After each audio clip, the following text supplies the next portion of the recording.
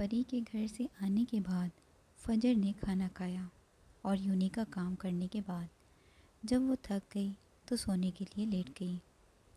رات کا نہ جانے کون سا پہر تھا جب اس کا فون بجنے لگا۔ کافی دفعہ فون بج کر بند ہو چکا تھا، لیکن فون کرنے والا بھی کافی ڈھیٹ تھا۔ آخر تنگ آ کر فجر نے نیند میں فون کان سے لگایا۔ کون ہے؟ کیا مسئلہ ہے؟ پتہ نہیں ہے، میں سو رہی ہوں۔ منہ اٹھا کر فون کر لیا ہے، یہ جانے بغیر کہ دوسری طرف کون ہے۔ وہ بولتی رہی، ہاں پتہ ہے تم سو رہی ہو، اور ڈونٹ وری، اگلی بار منہ اٹھائے بغیر فون کروں گا۔ اور جہاں تک بات ہے کہ میں کون ہوں، تو تمہاری اطلاع کے لیے عرض کرتا چلوں کہ تمہارا اکلوتا شوہر بات کر رہا ہوں۔ اور جہاں تک مسئلے کی بات ہے تو وہ میں تمہیں کل بتاؤں گا۔ تمہیں ایڈریس اور ٹائم میسج کر رہا ہوں، کل پہنچ جانا، اور نہ آنے کی صورت میں جو ہوگا اس کی ذمہ دار تم خود ہوگی۔ اور اپنی اس بغیر سوچے سمجھے بولنے کی عادت بدلو، میرے ساتھ ایسے نہیں چلے گا۔ دوسری طرف عالیان بغیر رکے بولا اور اپنی لے میں کہہ کر فون بند کر دیا۔ اور فجر جو عالیان کو پہچان کر سیدھی ہو کر بیٹھ گئی تھی، اب ہکا بکا فون کو دیکھ رہی تھی۔ عجیب انسان ہے، میں کیا اس کی نوکرانی ہوں جو حکم صادر کر کے چلتا بنا ہے؟ فجر منہ ہی منہ میں بڑبڑائی اور کمبل تان کر پھر سے سو گئی۔ سعد خلاف معمول لیٹ سو کر اٹھا تو پری کمرے میں نہیں تھی۔ کل واپس آنے کے بعد دونوں میں کوئی بات نہیں ہوئی تھی۔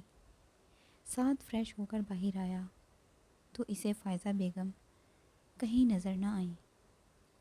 انہیں ڈھونڈتے ڈھونڈتے وہ لان میں آ گیا جہاں پری کھڑی آسمان کو گھور رہی تھی۔ پری، ماما کہاں ہیں؟ کہیں نظر نہیں آ رہی۔ وہ ساتھ والی آنٹی آئی تھی، آج ان کے گھر گئی ہیں۔ پری نے مڑ کر پہلے سعد کو دیکھا اور پھر جواب دیا، تو ایک کام کرو، تم مجھے ناشتہ بنا دو۔ میں؟ پری نے اپنی طرف اشارہ کر کے حیرانی سے کہا، ہاں ظاہری سی بات ہے، تم ہی ہو، کوئی اور تو نظر نہیں آ رہا تمہیں یہاں۔ تمہارے پاس ہاتھ بھی ہیں اور پاؤں بھی، جا کر خود بنا لو۔ پری نے دانت پیس کر کہا، ہاتھ پاؤں تو ہیں، لیکن میں اتنی اچھی بیوی کے ہوتے ہوئے انہیں زحمت کیسے دے سکتا ہوں؟ سعد نے معصومیت سے کہا، بالکل ویسے ہی جیسے تم اپنی زبان اور دماغ کا استعمال کرتے ہو۔ یہ کہہ کر پری جانے لگی تو سعد نے پیچھے سے ہانک لگائی، یار پری بنا دو نا۔ جس پر پری مڑ کر واپس آئی اور بولی، پہلی بات تو یہ کہ میں تمہاری کوئی یار وار نہیں ہوں، اور دوسرا تم مجھے پریشے کہا کرو، کیونکہ باقی سب بھی تو پری کہتے ہیں۔ سعد نے ایک آئبرو اٹھا کر پوچھا، وہ سب پیار سے کہتے ہیں۔ ہاں تو میں بھی پیار سے کہہ رہا ہوں، میں کون سا غصے میں کہہ رہا ہوں؟ تم نہ پیار سے کہا کرو نہ غصے سے۔ یہ کہہ کر پری سامنے دیکھنے لگی، یعنی کہ تم نے بنا کر نہیں دے رہی ناشتہ؟ سعد نے پری کی طرف قدم بڑھاتے ہوئے کہا، نہیں، سوچ لو۔ سعد نے ایک اور قدم بڑھاتے ہوئے کہا، جبکہ پری اب تک سامنے دیکھ رہی تھی اور اب سعد اس کے بالکل سامنے کھڑا تھا۔ سوچ لیا۔ پری اسے دیکھ کر ہڑبڑائی، لیکن پھر لہجے کو مضبوط بنا کر بولی۔ تو سعد نے پری کے گرد اپنا بازو حائل کر کے خود سے قریب کیا، جس پر پری چیخی، سعد، اور اسے دھکا دیا، لیکن سعد پر کوئی اثر نہیں ہوا تو پری منمنائی، اچھا میں بنا دیتی ہوں، پلیز چھوڑ دو۔ نہیں، اب مجھے ناشتہ نہیں کرنا۔ یہ کہتے ہوئے سعد پری پر جھکا اور پری نے ڈر کر زور سے آنکھیں بند کر لیں۔ ٹنگ ٹانگ، تبھی بیل کی آواز پر پری نے جھٹ سے آنکھیں کھولیں۔ وہیں سعد کی گرفت بھی ڈھیلی پڑ گئی۔ پری سعد کو دھکا دے کر اندر بھاگی جبکہ ساتھ مسکراتا ہوا دروازے کی طرف بڑھ گیا جہاں فائزہ بیگم کھڑی تھیں۔ فجر نے شاہ سے فون پر بات کر کے ٹائم دیکھا، جس کی فیملی کچھ دنوں میں شادی کی تاریخ رکھنے آ رہی تھی، تو شام کے 5 بج رہے تھے۔ اسے عالیان کی رات کی کال یاد آئی تو اسے یاد آیا کہ عالیان نے اسے ملنے کے لیے بلایا تھا، تو فجر نے سر جھٹک دیا کیونکہ اس کا جانے کا کوئی ارادہ نہیں تھا۔ پری اور فجر یونی کے گیٹ پر کھڑی تھیں کیونکہ چھٹی ہو چکی تھی۔ ساتھ کے آنے پر پری فجر سے مل کر ساتھ کے ساتھ گاڑی میں بیٹھ گئی۔ فجر بھی اپنے ڈرائیور کا انتظار کرنے لگی۔ مزید 5 منٹ انتظار کرنے کے بعد پری ڈرائیور کو فون کرنے لگی کہ تبھی ایک گاڑی اس کے بالکل آگے آ کر رکی، تو فجر اچھل کر پیچھے ہٹی۔ عالیان گاڑی سے نیچے اترا اور فجر کا ہاتھ پکڑ کر گاڑی میں بٹھانے لگا۔ عالیان ہاتھ چھوڑو میرا، فجر کہتی رہ گئی، لیکن عالیان نے سنی انسنی کرتے ہوئے اسے گاڑی میں بٹھایا اور خود آ کر ڈرائیونگ سیٹ پر بیٹھ گیا۔ اپنے ڈرائیور کو فون کرو اور اس سے کہو کہ تمہیں 1 گھنٹے کے بعد لینے آئے۔ میں ایسا کچھ نہیں کروں گی۔ گاڑی روکو۔ جتنی دیر تم فون کرنے میں لگاؤ گی، اتنی زیادہ دیر تمہیں میرے ساتھ رہنا پڑے گا۔ فجر نے غصے سے اسے گھورا اور ڈرائیور کو فون کر کے 1 گھنٹے بعد آنے کا کہا۔ فجر کے فون بند کرنے کے بعد عالیان نے کہا، گڈ، اب یہ بتاؤ کل آئی کیوں نہیں تم؟ میں تمہاری نوکرانی نہیں ہوں کہ تم بلاؤ اور میں آ جاؤں۔ عالیان نے ایک فلیٹ کے باہر گاڑی روکی اور گاڑی سے اتر کر فجر کی طرف آیا اور اسے گود میں اٹھا کر پاؤں سے دروازہ بند کیا اور دیکھتا ہوا بولا، نوکر تو نہیں ہو لیکن بیوی تو ہو نا، اس لیے تمہیں میری بات ماننی چاہیے تھی۔ سنجیدگی سے کہتا ہوا وہ اسے فلیٹ کے اندر لے گیا، جو نہ زیادہ بڑا تھا نہ چھوٹا، لیکن خوبصورت تھا۔ عالیان، یہ کہاں لے کر آئے ہو مجھے؟ نیچے اتارو۔ میں نے تم سے کہا تھا نا کہ اگر تم نہ آئی تو انجام کے لیے تیار رہنا۔ یہ کہتے ہوئے عالیان نے جھک کر اسے بیڈ پر لٹایا اور بیڈ پر اس کے قریب بیٹھ کر ہی اس کے دونوں طرف ہاتھ رکھ لیے اور اس پر جھک کر اس کی آنکھوں میں دیکھتا ہوا بولا، پرسوں ریسٹورنٹ میں کس کے ساتھ تھی تم؟ عالیان کے اس سوال پر فجر کا اوپر کا سانس اوپر اور نیچے کا نیچے رہ گیا۔ فجر نے دل میں سوچا، تو عالیان نے اسے اور شاہ کو دیکھ لیا تھا۔ وہ میرا کزن تھا۔ فجر نے کچھ عالیان کی قربت اور دوسرا اس کے سوال میں گھبرا کر ہکلاتے ہوئے کہا، اچھا کزن تھا۔ یہ کہتے ہوئے عالیان مزید جھکا تو فجر نے اسے دھکا دے کر دور کیا، تو عالیان نے اس کے دونوں ہاتھ پکڑے۔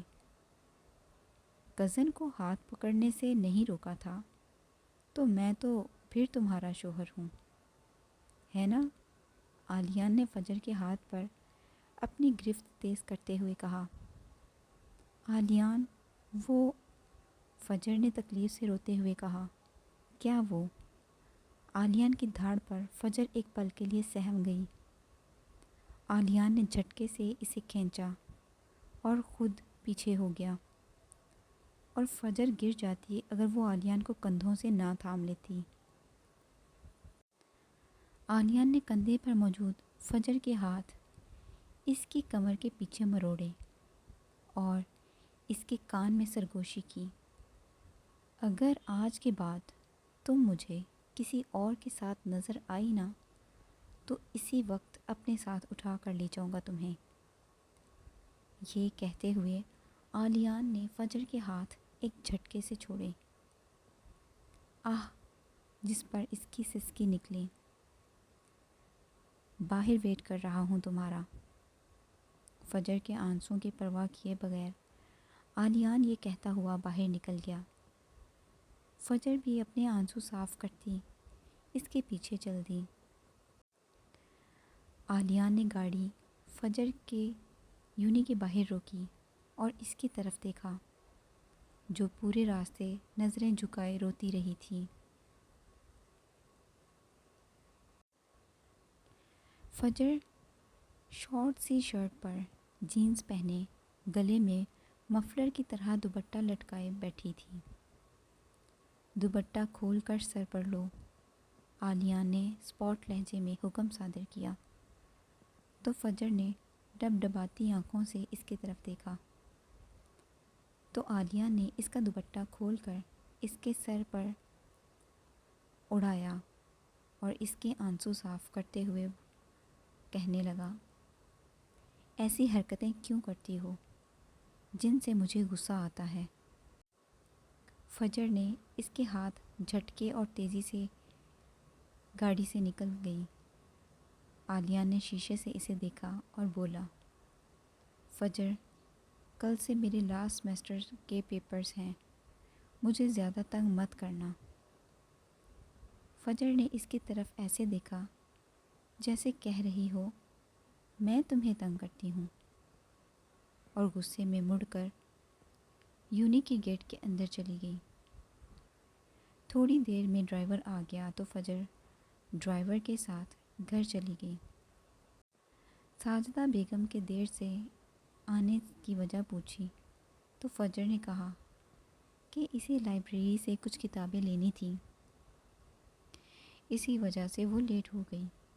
یہ کہہ کر وہ اپنے کمرے میں آ گئی۔ وہ آج بری طرح ڈر گئی تھی۔ اس نے خواب میں بھی یہ نہیں سوچا تھا کہ آلیان اسے اور شاہ کو دیکھ لے گا۔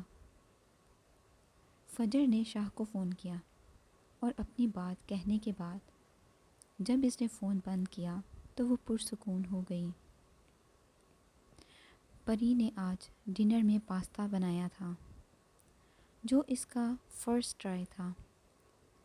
ڈنر کے وقت پری نے فائزہ بیگم اور سعد کی طرف دیکھا کہ شاید وہ بتائیں گے کیسا بنا ہے۔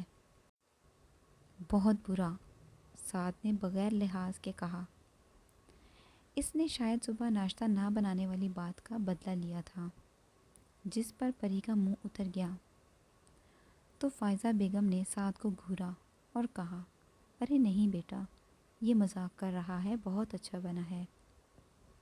تھینک یو، پری نے بوجھل دل سے کہا۔ اسے ایسا لگا کہ فائزہ بیگم نے اس کا دل رکھنے کے لیے کہا ہے، اور اپنی پلیٹ میں چاول نکالنے لگی۔ کیا کر رہی ہو؟ پری، جو اپنی اسائنمنٹ بنا رہی تھی اور اس کے سارے نوٹس بیڈ پر بکھرے ہوئے تھے۔ سعد نے کمرے میں داخل ہو کر اس سے پوچھا، نظر نہیں آ رہا تمہیں اسائنمنٹ بنا رہی ہوں؟ پری نے کاٹ کھانے والی نظروں سے لہجے میں کہا، لگتا ہے آج موسم خراب ہے۔ سعد جو آج اچھے موڈ میں تھا، پری کی اگلی بات پر اس کا موڈ بری طرح خراب ہوا تھا۔ موسم جیسا بھی ہے، تم برائے مہربانی یہاں سے دفع ہو جاؤ۔ پری جو سعد پر غصہ تھی، اس کو آرام سے خود سے بات کرتے دیکھ کر تو جیسے اسے آگ ہی لگ گئی، اور غصے میں اسے پتہ ہی نہیں چلا کہ اس نے کیا بولا ہے۔ تمہیں بات کرنے کی تمیز نہیں ہے؟ ہاں نہیں ہے تمیز۔ تمہیں زیادہ مسئلہ ہے نا، تو مت کرو بات۔ یہ کہہ کر پری اپنے نوٹس اٹھانے لگی، جبکہ سعد غصے میں واش روم میں گھس گیا، اور جب باہر آیا تو پری منہ تک کمبل تانے سو رہی تھی۔ وہ بھی آ کر دوسری طرف لیٹ گیا۔ صبح سعد پری سے بغیر کوئی بات کیے اسے یونیورسٹی چھوڑ اور لے آتا تھا، لیکن باقی پورا دن ان کے درمیان کوئی بات نہیں ہوتی تھی۔ عالیان بھی اپنے پیپرز کی وجہ سے اب فجر کو پریشان نہیں کرتا تھا، جبکہ فجر کے شاہ کو عالیان کے ڈر کی وجہ سے جلدی شادی کرنے کا کہا تھا۔ اس لیے اس مہینے کے آخر میں فجر اور شاہ کی شادی کی تاریخ رکھی گئی تھی۔